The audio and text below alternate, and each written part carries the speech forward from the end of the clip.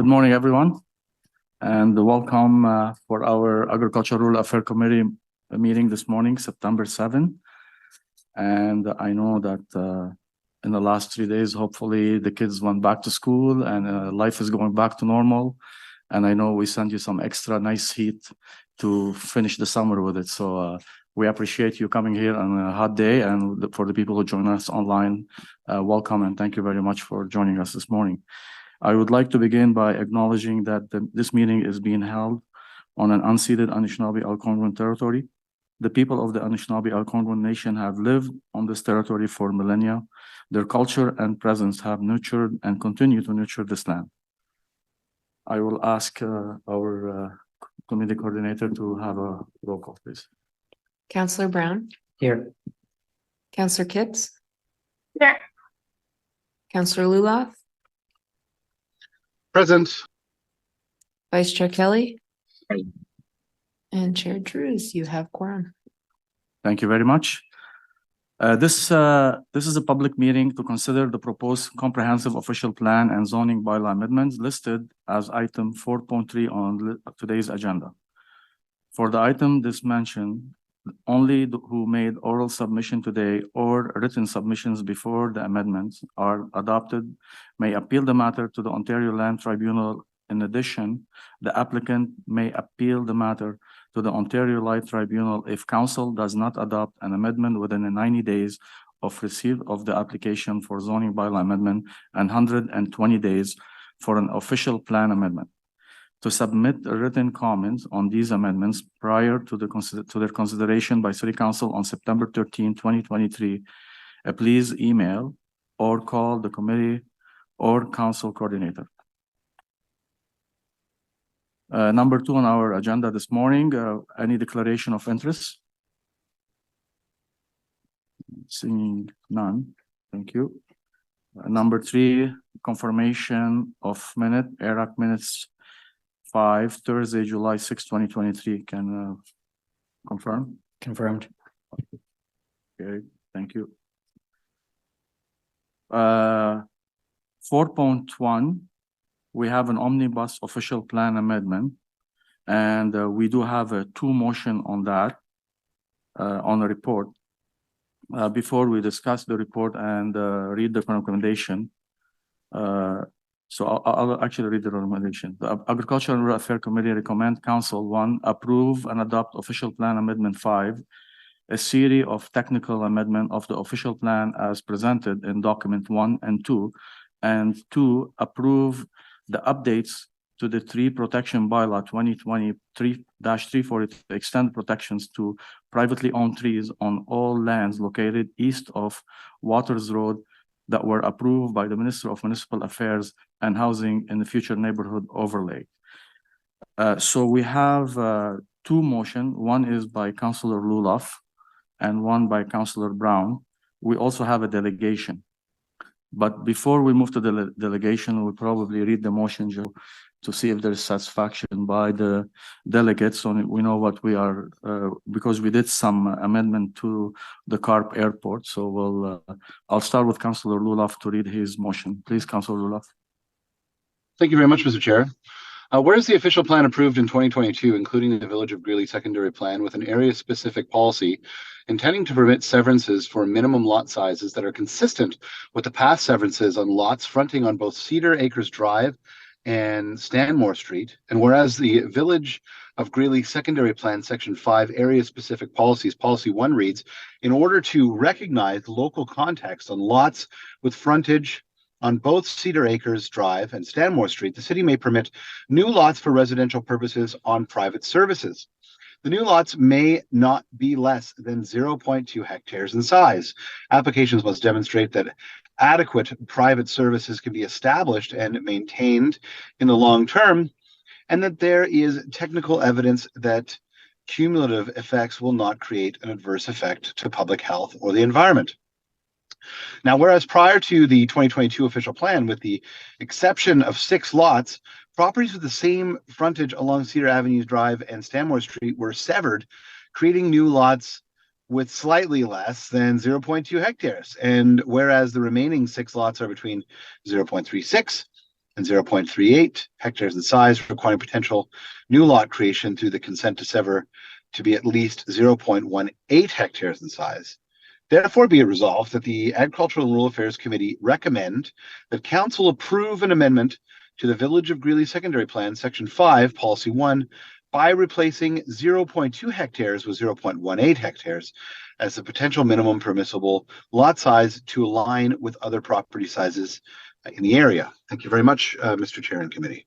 And thank you very much for moving this technical amendment. And we have clarified that through the motion, and we can vote on that motion separately. We have any have a question or anything? Can we carry that motion? Carried. Carried, No. Mr. Chair. Thank you.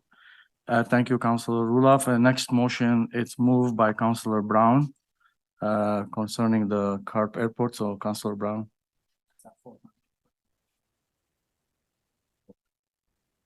F4.1. Thank you, Chair.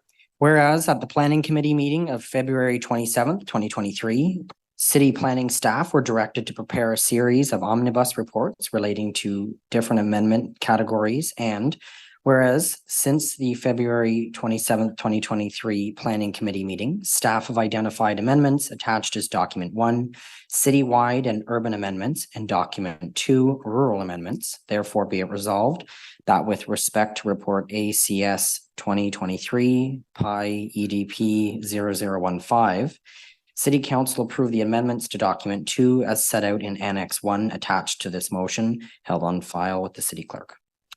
Thank you, Councillor Brown. And I know before we move forward with this, we have a delegation. Mr. Winters is online. Mr. Winters, we have also staff to answer any question. I have Robin in the gallery here and Ben. Thank you very much for being here with us this morning. So, Mr. Winters, are you happy with the motion, or do you like to, you can go ahead with the delegation? Good morning, Mr. Chair. Thank you very much for the opportunity to speak. I've read the motion and I'm just here to monitor to make sure that it's passed. That's it. And that's all. So thank you very much for your time. I'm happy with the motion as drafted. Thank you very much. I just want to give you the opportunity, and we appreciate you being here with us this morning. Is that motion carried? Carried. And can we carry the whole report Carried. as amendment? Carried. Thank you. Perfect. So move to 4. Thank you very much, Robin and Ben. We move to another 4.2, rural community building grant, and we have a motion on this. That the Agricultural Affairs Committee approved the recommendation on the rural community building grant program application as detailed on document 1. And I will ask Councillor, we have a staff here, Rosa and Dave Wise online if we have any question, but I'll ask Councillor Brown to move the motion. Thank you, Chair. And we have had time to see this. So if it's the will of the committee, I'll just read that therefore be it resolved. Yes, please. Therefore, be it resolved that notwithstanding paragraph 7, reporting requirements under the contribution agreement for the 2023 Rural Community Building Grant Program, the Agricultural and Rural Affairs Committee approve an exemption for the application for the Metcalfe Loops Committee of the MCA, allowing for their application in the amount of $6,047.25 to be included within the 2023 Q3 funding envelope, provided that A, all necessary documentation is provided to the Rural Affairs Office following the completion of the work related to the prior application, and B, that all necessary documentation provided to the Rural Affairs Office is accurate and to their satisfaction. Thank you, Councillor Brown. Any question concerning the motion? Just to clarify, there is a 2 application from the Metcalfe Community Association. There is delay on the signage because they're both the application is with our city staff, and department is very busy, and the material were back ordered, and we need to fulfill those application. So we're just giving them enough time so they don't have to wait till December to go ahead with their next application.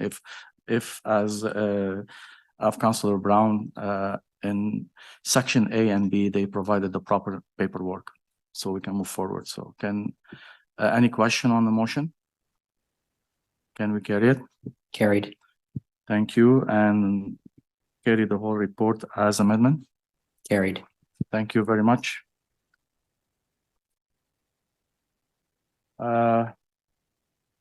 We have 4.3 zoning amendment, 147 Langstaff Drive, and anomaly lands, and those are just kind of, we already passed this file in the last ERAC. These are just some, as the staff told us, there will be some kind of clarification and follow-up report, that's what we're doing right now. There is no presentation, no delegation, no correspondence, and we have our staff online. If there is a question, but straightforward, we have Mr. Adam Brown and Sarah's also on here. So if we have any question, a report recommendation 1, the Agriculture and Rural Affairs Committees recommend council approve an amendment to zoning bylaw 2008-50 for part 147 Longstaff Drive as shown on document 1 to permit a portion of a residential subdivision as detailed in the document 2. And 2, the Agriculture and Rural Affairs Committee approve the consultation details section of this report be included as part of brief explanation in a summary of written and oral public submissions to be prepared by the Office of the City Clerk and submitted to Council in a report titled Summary of Oral and Written Public Submissions for Items Subject to the Planning Act Explanation Requirements at the City Council meeting of September 13, 2023, subject to submissions received between the application of this report and the time of Council decision. Any question? Can we carry that report? Carried. Thank you very much. We have no in-camera item, and there will, and number 6, if I didn't miss anything so far, I'll ask Kelly, we're good so far. We will move to open session, Mike. We have 2 delegations this morning. We have Mr. Ken Holmes and we have Bruce Fonjoy from Matic Village and Community Association, and you got 5 minutes. And I know that we received presentation. We have presentation ready for. Oh, Mr. Holmes, please join us here. It's so nice to see you again. And you're very familiar with this gallery and with the rules. So get yourself comfortable and we'll give you your 5 minutes. And you can introduce your guests too if you want.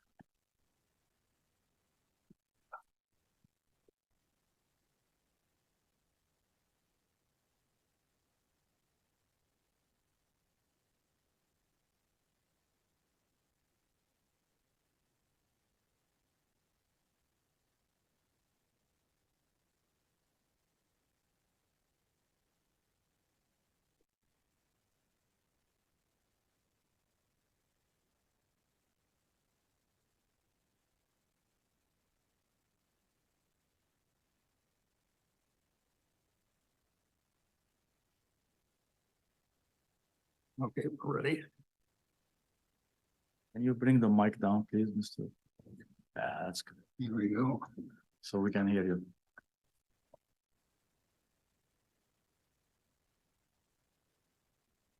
Okay, next slide, please. Good morning, Mr. Chair. We're here today representing the Rural Transportation Solutions Group, basically at the request of your committee that asked us to keep you up to date on our survey. I'm assisted today by my colleague Susan Coravilla, who will be here to help with questions and discussions in particular. Survey number 3, we started in March of this year to better define the rural transportation needs. We've received 356 responses in English and French. Participants have been from all 5 rural wards, and we've heard from residents of 25 villages. This morning, we will highlight the patterns of rural transportation, who would benefit from more transportation options, and what are some of the impediments to moving forward. Next slide, please. No, back one, sorry. Participation in the survey has been primarily by adults and seniors, with adults comprising 70%. Youth and young adult transportation needs can differ significantly from the other populations, and they are underrepresented in the survey. It's worth noting that the National Capital Region Origin Destination Study does not survey the youth needs. We're working to gain more input on the youth front with the assistance of the Rural Ottawa Youth Mental Health Collective. You may recall from an earlier presentation that rural youth identify the lack of transportation as their number 2 problem. Lack of transportation for our youth and young adults can have a long-term impact on the rural communities through a phenomenon that the academics call thinning out.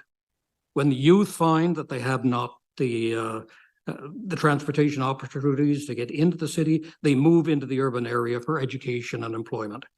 And that move is often permanent. Next slide, please. Next slide, please. Survey number 3 shows that more than 60% of rural residents either agree or strongly agree that the rural area would benefit from more transportation options. This level of support has been consistent throughout our surveys and the public consultations. Next slide.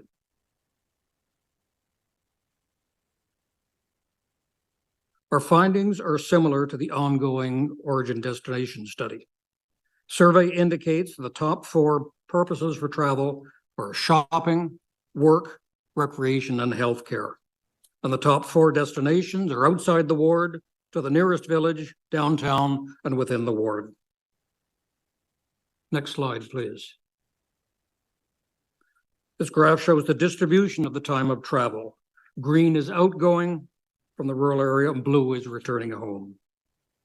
The pattern is similar again to the origin destination surveys. Activity level during the daytime would likely be higher if we had more participation in the survey by youth.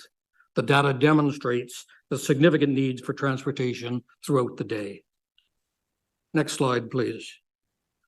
About 25% of those surveyed stated that they used OC Transpo service to some extent.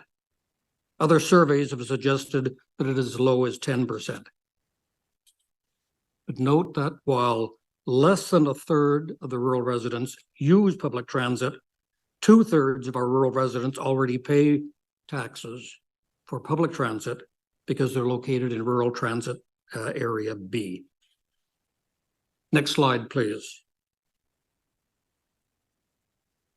Some 2/3 said they would use public transportation if it were available and if it were reliable. The desire to use public transportation decreases with the distance to the pickup points. There is twice the interest if the drive to a park and ride is 1 kilometer as opposed to 10 kilometer. We believe that every rural village should have a park and ride. Next slide, please. Regarding a reasonable bus fare, the chart at the upper right shows preferences for the degree of cost sharing between the rider and the general taxpayer. Some 55%, more than half, agree that the general taxpayer should bear some percentage of the transportation costs. About 25% are happy with the current formula where the share is 50-50. The bars in the chart on the left show the preferred rates for different types of trips. The dark green bars show favor towards a standard rural bus fare of up to $5. That is about 25% higher than the current bus fare. Next slide, please. In briefest of summary, what are the patterns of use of transportation? The solutions must provide transportation service throughout the day, not just during the peak hours. And additionally, the service needs to recognize the increased flow of workers to the rural area as opposed to just from the rural area. Who would benefit? The breadth of the beneficiaries of improved transportation in the rural area is quite well identified in our existing rural equity and inclusion lenses. That includes the youth, the adults, older adults, and the increasing diversity of the nature of the residents that are living in the rural area. What are the impediments to rural transportation improvements? The most significant improvements or impediments are the lack of vision and direction. Next slide, please. How can the rural councillors assess rural transportation solutions in their studies and recommendations? First area with respect to the long-term plans. The long-term plans are going to play an increasingly important part as the city moves forward. In the previous open mic presentation, we recommended the wording in the transportation master plan slide, master transportation plan be as indicated here in the blue slide. That's not yet happened. The list of policies in the transportation master plan is still open for tweaking. Rural councillors need to send such a recommendation to the transportation master plan. The OC Transpo 5-year roadmap. OC Transpo was working on a plan to improve service and efficiencies. This review, however, appears to be limited to considering only the current routes. I believe that rural councillors should request that their plan include specifically the rural transportation routes. Next slide, please. In September of 2002, the Transportation Committee recommended bus service to 18 rural villages. 20 years later, half of those recommended 18 villages still do not have bus service. We've assembled outlines of that original 2002 proposal with updates from the assistance of the transportation staff, and we intend to send them to all the rural councillors and to ask each rural councillor specifically whether the proposals that were made in 2002 but not implemented are still valid. That concludes my presentation. Next slide, please. That's the quick summary of how we can help. And thank you for your attention. Thank you, Mr. Holmes. And you went way over the 5 minutes, but because the will of the committee, and we ask you to come back, and we appreciate the work that you do with your group and your team.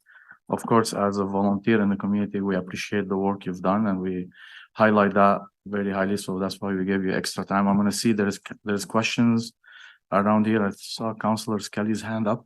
Chair, Councillor Kelly had to depart the meeting, but he sent a question to me by text. Perfect. So go ahead, Councillor. Thank you very much, Mr. Holmes. We haven't met formally, but I'm David Brown. I represent the area just south of you. Councillor Kelly apologizes that he couldn't attend in person and stick around to ask the question, but he has asked if I pose this directly to you. Mr. Holmes, have you spoken to rural businesses and their need for transportation to have employees come out to the rural area, as you spoke about, instead of just going into urban Ottawa? And he specifically lists the Carp Road corridor businesses. Would these be, I guess, a segment of the business population that would benefit from enhanced rural service or rural service if they currently lack it? Yes, I've worked with the Carp Road corridor BIA basically over the last 3+ years when we started some of the earlier work on rural transportation, and they certainly are very vocal in the need to get workers out to the rural area, and one of the biggest impediments is that they don't have the transportation. The proposal that the BIA has been making is that there be an extension of the service from the Stittsville area to get prospective workers out to that BIA. We've specifically mentioned that in parts of our study, and it's not unique to the Carp Road corridor BIA. It's common to other BIAs and also to the rural area. We've heard examples where small farmers were very interested in getting youth out into the rural area to work during the summer, but the youth simply can't get out there. So that is a problem. And like I say, one of the main points that we've made in the major routes, the peak hour routes, is that we've got to ensure that we're looking at the transportation in both directions. That has not been characteristic of the current design. Thank you very much. No further questions, Chair. Thank you very much, Councillor Brown. And I see no other questions. I appreciate the work and thank you very much for presenting to us, and we'll keep working with you and your group. Thank you, Mr. Holmes, and you're welcome to be here with us in the committee this morning. Thank you. Thank you. Next open mic session, we have nice visitors. I see Bruce Funjoy from Village Community Association and Grace also, she's here with us this morning. Haven't seen her in a long time. She's very familiar with this gallery. She's the former president of the Manatic Community Association. It's so nice to see both of you here this morning, and welcome back. And I'm happy the committee is happy to hear from you. You have a great counselor who support and work with you closely. So I'll give you, you have 5 minutes for a presentation. And if we need to extend the time, there is no problem also. So feel free to take your time. Thank you. Great. Thank you very much. Thank you, George, for that introduction. I'm basically here to introduce Bruce, who's been doing a lot of work on the second round of our transportation or our truck study. Some of you may remember the last time we did this, which would have been 2021.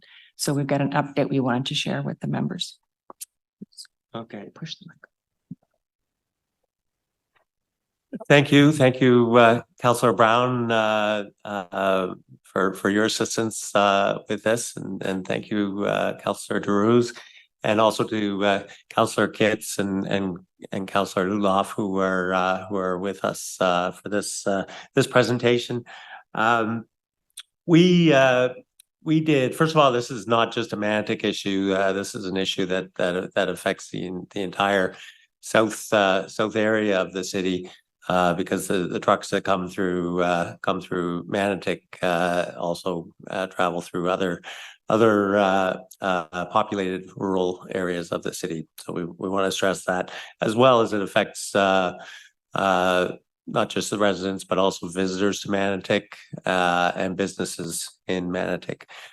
We undertook a study of truck traffic. We wanted to understand what was happening in Manatic, particularly on Bridge Street, where there's the river crossing, but it also ties in with Manatic, Maine as well.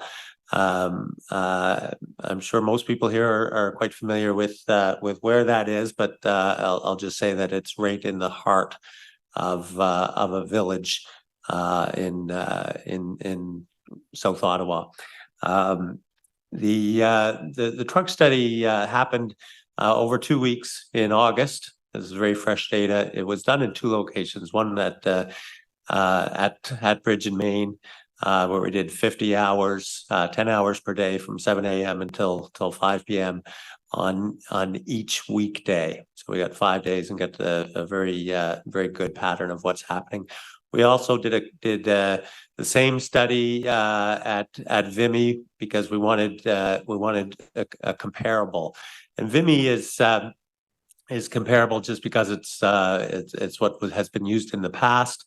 It's a purpose-built bridge for larger volumes and larger types of vehicles, but it's not the only crossing that is available. Hunt Club is also available. 417. We would just like we understand that trucks need to get across our city. We'd like routes to be planned to minimize potential conflict with the residents. Our vision at the MVCA is zero fatalities and zero life-changing injuries on our streets. That's what we're striving for. I think that's well within the possibility with some changes. We have more than in the 10-hour stretch between 7 a.m. and 5 p.m. we were counting almost 1,000 heavy trucks. Now this doesn't include any civic vehicles. It doesn't include buses or garbage trucks. These are the largest of trucks, often tandem vehicles. And so when the traffic starts, as Grace would know because she lives very nearby the intersection, the truck traffic starts well before 7 a.m. and really doesn't stop. So those are very big numbers. Over one big truck every minute. 7% of those trucks climb up onto the sidewalk, and that is a startling figure that reveals a systemic problem, not merely an occasional bad driver. And it just comes down to that the trucks are too large for the space that they're trying to occupy. The Bridge Street is a two-lane community street, as compared to Vimy, which has six lanes. We also have higher amounts of pedestrians and cyclists, and so that potential for conflict between vulnerable road users and invulnerable road users is impossible to ignore. Next slide.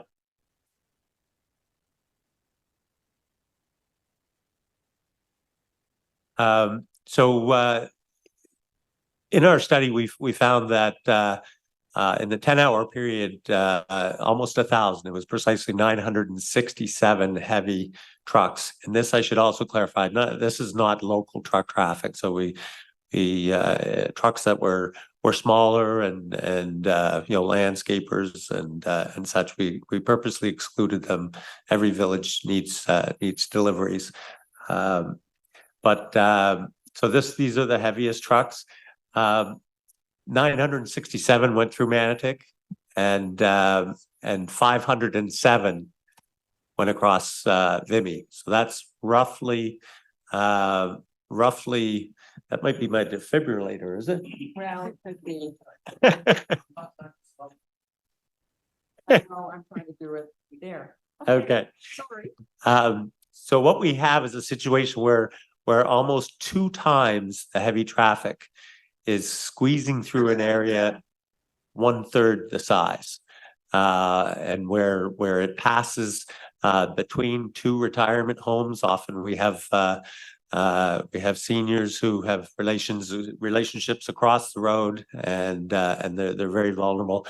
It passes through a community safety zone in front of an elementary school, and it's just exceptionally well designed for something to go horribly wrong, and we're trying to get ahead of that, and that's why we're here. Next slide, please.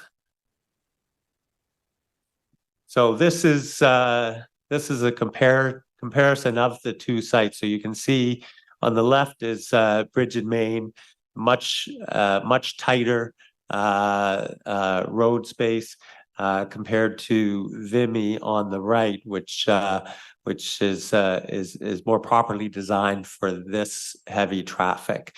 Vimy has much less pedestrian traffic as well. It's not really a location where pedestrians go, whereas pedestrians and cyclists at Bridge and Main are there every day. Next slide, please. So here's a routine event in Manotick. This is a large truck. I remember this moment. It was a tandem vehicle, so a tandem tanker, and it climbed the sidewalk. This happens approximately 70 times per day in the daylight hours. This woman, you can't see it here, but this woman had to step back out of the way as this truck was crossing, and that is it's dangerous. It's fundamentally dangerous. The truck could hit someone, particularly a senior, and not even know it. So this is a long-standing issue, and we're hoping to have cooperation and support from council to address it. Next slide, please.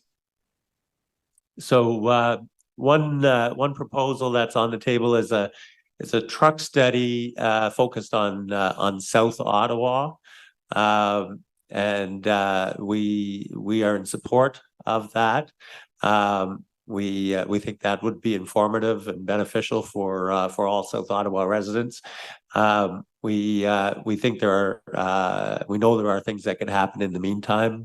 So we don't want a truck study to delay action on some simple things that we can do to make this area safer.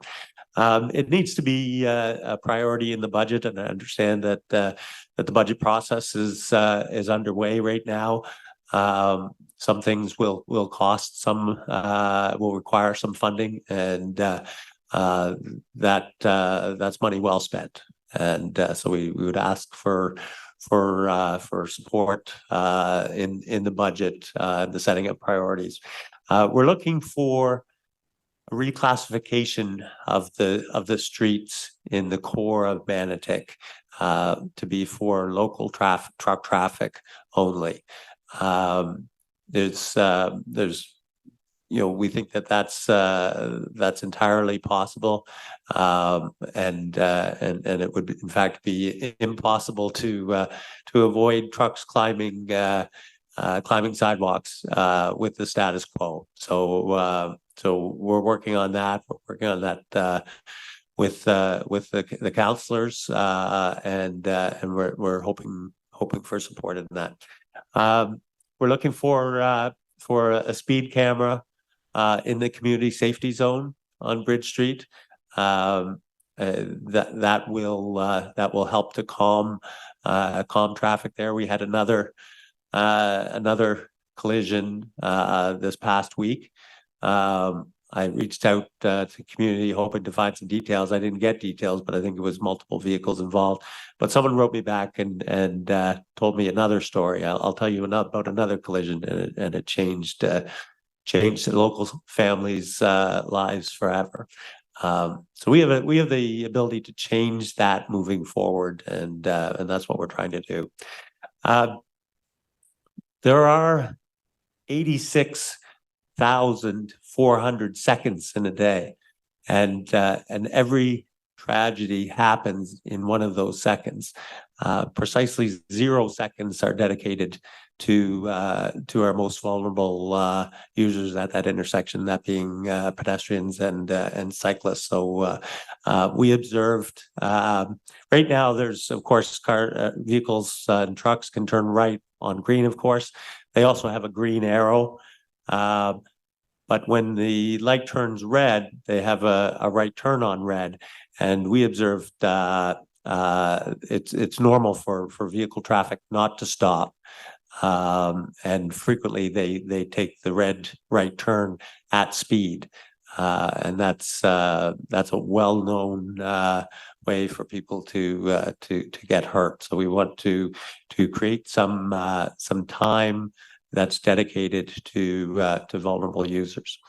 Advanced pedestrian and cycle signals. I'd like to thank the city for installing an advanced pedestrian light at Van Vliet. The community recognizes that's good, and that's made that intersection safer. We'd like that to go across Bridge Street, and also at River Road and Bridge Street, we have there's an issue north and south, I believe, where visibility is a problem for left turning traffic, and that was raised with the community as requiring change. So that's everything that I'd like to say, and we'd be happy to answer questions.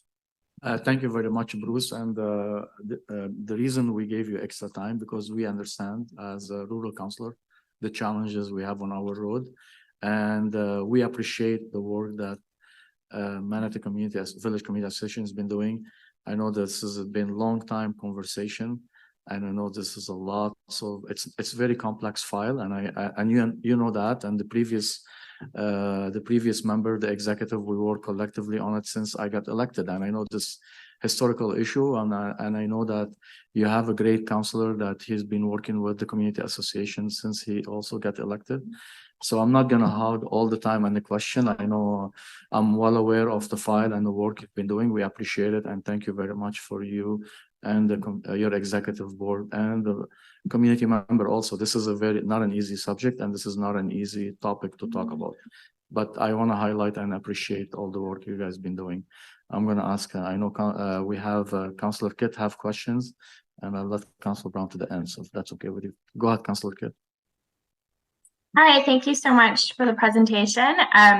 I know you said that it's not just a Manotick issue. I'm wondering if you have engaged at all with other community associations in other rural villages to hear sort of what they're saying about truck traffic. Because my old configuration, my ward had 5 rural villages. Now I'm down to 2, but in every single one, I feel like truck traffic has been brought up as a significant issue. Typically, the trucks will pass right through the heart of the village. So I'm just wondering if you've had any engagement with other villages around the city. Yes, I was delighted when I found out that Ken Holmes was going to be presenting here this morning as well, because I have been engaging with the rural transportation solutions, and truck traffic does heavy truck traffic does come up, and I understand that it's an issue wherever it happens. I think what sets the issue apart in Manotick is the sheer volume. I don't think any other community in the southern part of the city is dealing with 1,000 heavy trucks during daylight hours on a street that they can't stay on, and they have to climb the sidewalk. So I think this is an extraordinary issue that requires a solution. But we don't want anyone to get hurt anywhere. Yeah. And No. I can add to that. We did have previously conversations before Bruce's time with the other communication in Metcalfe and in Greeley as well. Certainly some of these trucks are going through Greeley along the Mitch Owens, and certainly Metcalfe is also experiencing an increase in heavy truck traffic going through that village. So I know they've been working with Councillor DeRuse on finding some solutions to that. Okay, great. Thank you. Yeah, I mean, this is more of something for perhaps me to take back to staff, but I am wondering what the traffic counts are like in other villages. I see Councillor Lulof's hands up. Cumberland Village is close to the ferry, so it has a significant volume of truck traffic. So perhaps, a strategy for rural villages is needed holistically, but I really appreciate your presentation. Thank you. thank you. Thank you very much, Councillor Kitt. Councillor Lulof. Yeah, Councillor Kitts is right. Cumberland Village in the East End experiences a massive amount of truck traffic at all hours of the day because of its proximity to the ferry. It's really the only crossing other than, say, Hawkesbury in the East End where these heavy trucks can come by. I would recommend that we take a broad approach to this. And if you'd like, you can reach out. You can reach out to my office. We'd be glad to get you in touch with the Cumberland Community Association. Their incredible president, Todd Smith, I'm sure would be very pleased to chat and collaborate with you. I think that we can all work together on a solution to this. I do particularly like your idea of a southern route. I think for a very long time prior to amalgamation, there's quite a bit of talk about a southern route around the city, and the region would always shoot it down. There's renewed talks of this, given the exponential growth happening, on the edges of our communities right now, especially in the east. I think that Councillor Kitts has the unique distinction of having the fastest growing ward in the city. I think that we can all work together to solve this problem. Really, really appreciate you coming and speaking about this, putting a fine point on it. I'd be interested to do the same sort of study at the corner of Old Montreal Road and Cameron, and then Old Montreal Road at Dunning, where you have these sort of hairpin 90-degree turns that you're talking about here at Bridge Street. I know the intersection really well. You're right to point out that we probably all know it. Manotick Village is gorgeous. We all love to visit. At the same time, there are quite a few people that have to live there every single day and experience this daily. So really, really appreciate you coming out today. I think that there's a lot of work that we can do together to make all of our rural villages safer. So thank you so much. Thank you. Thank you, Councilor Ruloff. Councilor Brown. Thank you very much, and thank you to my colleagues for posing those questions. And certainly, as the chair has indicated, the MVCA has always been a leader on this issue and has put in significant time and effort multiple times to gather the data that's required. And I think that really says something about the community association. You don't just bring an issue, you also try to bring the data and then potential solutions, and that's always appreciated. Fantastic advocates for the village of Manotick, and very pleased to have been working with each and every one of you over the past few months. Recognizing that many of these specific questions I rose at the Transportation Committee, and we're awaiting the response from staff, and I know you're following along with that. Specifically though, I'd like to make it clear, and I'm hoping that either Grace or Bruce, you can respond. Is it the goal of the MVCA to completely eliminate all truck traffic in the village? No, it's not. Trucks provide an important service to every community. So we absolutely, any truck that has a purpose to be in Manotick, in the core of the village, in order to build houses or deliver supplies to our businesses, or to move residents. Those are absolutely welcome. And this is specifically about through truck traffic. In our study, we found that most of the traffic was heading in one of two directions. It was Bridge Street westbound, turning north on Manotick Main, or Manotick southbound, Manotick Main southbound, turning east on Bridge Street. Both of those directions are indicative and consistent with through truck traffic rather than local deliveries. But we welcome local truck traffic. It's part of a vibrant community in Manotick, and but it's the through truck traffic which is the vast majority of the volume, and that's the problem. Oh, thank you. I just wanted to add to that. I think the other point is that there's probably better ways to get those trucks moving across the city. I think when the original truck route was established, they were looking at finding ways that were most efficient. And at the moment, it appears that Mitch Owens and Bridge Street seems to be the most efficient because of the backlogs on Hunt Club, the inability to access Earl Armstrong Strandherd easily for a lot of trucks. So we recognize that they face some challenges, and for them, time is money. So they're looking for the quickest way to get across the city in the south end. And at the moment, that seems to be through the village, which is not ideal. I'm sure most of them are very unhappy with having to navigate that very tight intersection, particularly some of the wide loads and extra long loads as well. No, thank you. And you've answered the next question that I was going to ask, which was, why do you think they're going through the village? And obviously time is money and convenience. And we've heard that from truck drivers and the companies that employ them. And I guess my last question to you, and then I have just one comment after, Chair.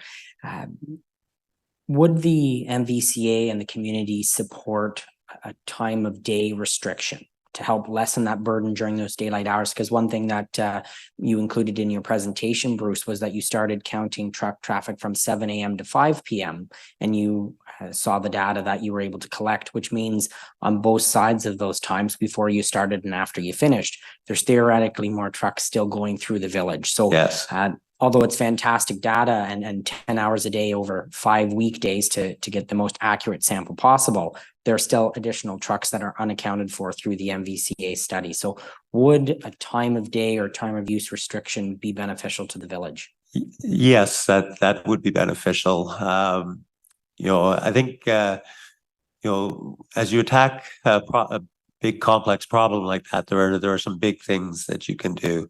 And we need to work on those, but we we also can chip away at the problem, and those are things that are easier to do sooner. And while things like a new ring road will help. The fact is that that those types of solutions are well down into the future, and we're looking for something that makes the community safer for the children at Manatee Public School, not their children. So I think an overnight time of use restriction would certainly help people sleep at night. We've got the seniors on both sides. I think that would be beneficial. So thank you. That's an excellent point. Thank you very much. And I would say, Chair, that Mayor Sutcliffe came out 2 weeks ago and met directly with the Community Association. We stood at the corner of Bridge and Main so the mayor could see firsthand. And I think it was a very productive meeting that we had with the mayor. Also, I believe it was the first time since amalgamation that a mayor of the city of Ottawa was out to the village to undertake that work firsthand. So I do appreciate the time that the MVCA took to meet with the mayor and express our concerns as a community directly. But beyond that, Chair, thank you very much for the time. Thank you, Councillor Brown, and I know for your continuing effort on working on the solution. And thank you again for the Manotick Village Community Association. On behalf of my resident that they live half of in Manotick and my Manotick side, we thank you and we appreciate all the work. I do have you brought up a great point, and we keep talking about ring road, and the ring road is actually, if you look at the solution, it will be, and back in the days that was as part of the solution when we built our Armstrong, and those are components. They were supposed to connect 417 to the 416, and I'm hoping this council, and I know it's been very strongly recommended, and we've been talking to our MPP to making sure, because it costs a lot of dollars and there are very expensive project, and I'm hoping I know that Councilor Brown and I will keep talking about project like that, and hopefully we can with the work that the MVCA and the numbers, and of course, because that's can eliminate not only issues in Manotick, again, like Grace mentioned, Metcalf, like the dynamic and the demographic in our villages is changing, and truck are very important element in our life, but also there is some of elimination we can really make it to lesser, to make it better to the community, more safer. Those are the very hard work, and those are very long conversation, but thank you very much, both of you, for being here this morning. Thank you. Here, Mr. Chair.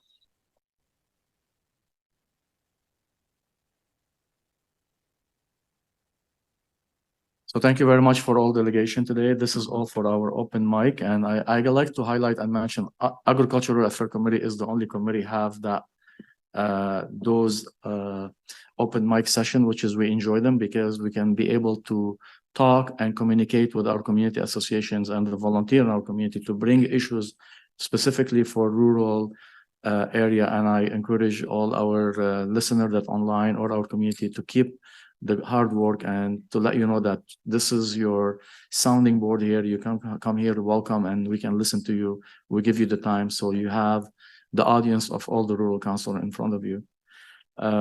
Our number 7, notice of motions for consideration at subsequent meeting. We don't have any. Number 8, we have inquiries, and I think Councillor Brown have 2 of them. So go ahead, Councillor Brown. Thank you very much, Chair. Just by happenstance, I have an inquiry for staff on rural transit. So Mr. Holmes, you've really set the stage for me today. I'll just read it out here, Chair, and I'll forward it to the coordinator after to disseminate to city staff. It says here, given that transit staff are currently undergoing a route review to optimize Ottawa's transit system, would staff in transit services or legal services be able to provide information for the following questions? Number 1, through the route review, can staff advise as to whether private services can be leveraged to offer expanded transit options within the rural area where OC Transpo is currently operating or where no OC Transpo service exists? And number two, can staff advise as to what provincial legislation or municipal bylaws would need to be amended to permit private services to operate within the City of Ottawa to offer parallel service or to replace OC Transpo Service as the primary service provider throughout the rural area to better reflect the realities of living in rural Ottawa? And my second inquiry, Chair. It's for legal services, and I did give legal services a heads up that this was coming. Over the past several months, residents, landowners, applicants, and their representatives have been contacting my office and the office of my colleagues, inquiring about the status of their applications that are working their way through the legal department within the city. Residents have spoken about applications taking months to work through the city's legal department or external legal counsel that has been retained by applicants who have indicated that what used to take the city a matter of weeks is now taking months or close to a year to process. Residents have shared stories about losing sales of property due to the delays caused by the City of Ottawa and the lack of communication about progress being made on individual files being shared by staff. The situation has become so concerning that 11 legal firms circulated a letter to the mayor and members of ARAC and senior staff outlining their concerns. Therefore, can staff respond to the questions below? Number one, what is the cause of the backlog? Number two, how many files from infrastructure agreements, development applications, rural severances, and other cases that require oversight by the municipality are backlogged? Number three, how long does it take for these files to work their way through the legal standard processing time prior to the pandemic compared to now? How many agreements are generated through the legal department per week? Can the city send some of these applications to an external firm or firms to expedite the processing of the backlogged files? 6, how does the legal department determine which external law firms can assist with these types of backlogs? 7, can staff outline the selection process used to retain an external law firm? 8, what are the costs of retaining an external law firm to assist with these types of backlogs? Number 9, how are these costs recovered? And number 10, do staff require the intervention of committee or council to improve the situation? Thank you, Chair. Thank you, Councillor Brown, and we appreciate your inquiry, and I'm sure you'll get an answer to that. Number 9, do we have any other business? There is none. And meeting is adjourned. Thank you very much. Is at 10:58, and our next ARAC meeting will be Thursday, October 5th. Hopefully, we'll see you then. Thank you very much. Have a great day.